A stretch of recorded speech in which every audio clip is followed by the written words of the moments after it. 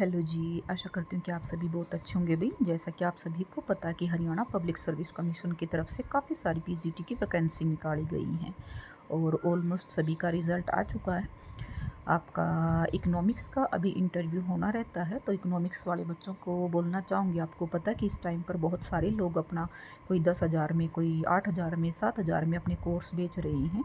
तो कोर्स मैं तो नहीं कहूँगी आपको कि आप कोर्स लें इंटरव्यू के लिए। आप अपनी खुद की तैयारी करें, अपने सब्जेक्ट पर पकड़ बनाएँ, ज़्यादा से ज़्यादा अपने सब्जेक्ट को रिवाइज़ करें। इसके साथ-साथ हरियाणा का जो मंत्रिमंडल है, एक बार आप लोग उसको देखें और मंत्रिमंडल के साथ-साथ जो हरियाणा में एजुकेशन से रिलेटेड जितनी भी योजनाएँ हैं, जैसे मिड डे मील है, ठीक है? चिराग योजना है, अभी ये क्या चीज़ें हैं, इनके बारे में आपको पता होना चाहिए। और इसके साथ-साथ आपको जो आपकी एजुकेशन पॉलिसी है, शिक्षा नीति है, वो एक बार उसके बेसिक पॉइंट आपको मालूम होना चाहिए। और आपका सब्जेक्ट आपको बहुत अच्छे से एक बार बेसिक चीज़ें आपको अच्छे से करनी है। आपको जो डेमो है, डेमो के लिए 1 या 2 टॉपिक अच्छे से तैयार करने हैं। ज़्यादा टॉपिक करने के बजाय आप 1 या 2 टॉपिक बहुत अच्छे से करें। इंटरव्यू में जो भी बोलें, सच बोलें, जैसे आप हैं वैसे ही बन के रहें, ज़्यादा दिखावा करने की आपको ज़रूरत नहीं है। तो खुद के सब्जेक्ट पर आपको पकड़ होनी चाहिए भई, ठीक है? और अगर मान लीजिए नहीं आता है तो आर्ग्यूमेंट आपको नहीं करनी है, आराम से कह दें कि भई मेरे को सॉरी सर या सॉरी मैम मैं रिकॉल नहीं कर पा रहा हूँ या कर पा रही हूँ। ऐसी कोई बड़ा इसमें इश्यू होता नहीं है। सब्जेक्ट नॉलेज आपकी वैसे पहले चेक हो चुकी है।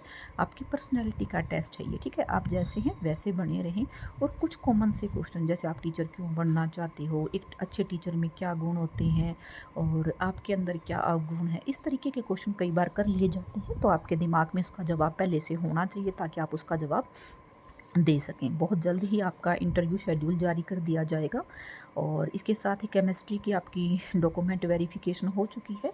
मैंने बोला था अभी 20 तारीख तक के आसपास आपकी डॉक्यूमेंट वेरिफिकेशन हो जाएगी। अब बात करते हैं भई, जिनका डॉक्यूमेंट वेरिफिकेशन हो चुकी थी, उनका आगे का प्रोसेस क्यों नहीं स्टार्ट हुआ है अभी तक?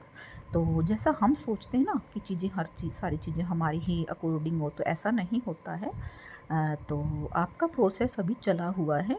ये जो नेक्स्ट वीक है यानी कि कल के बाद, हो सकता है कल भी आ जाए, अदरवाइज़ कल के बाद आप लोगों को आपका जो है शेड्यूल देखने को मिलेगा, जिसमें आपसे स्टेशन भरवा लिए जाएँगे। तो स्टेशन के लिए आपको बहुत जल्द ही आपका नोटिस आने वाला है, इसलिए थोड़ा-सा धैर्य बना के रखें।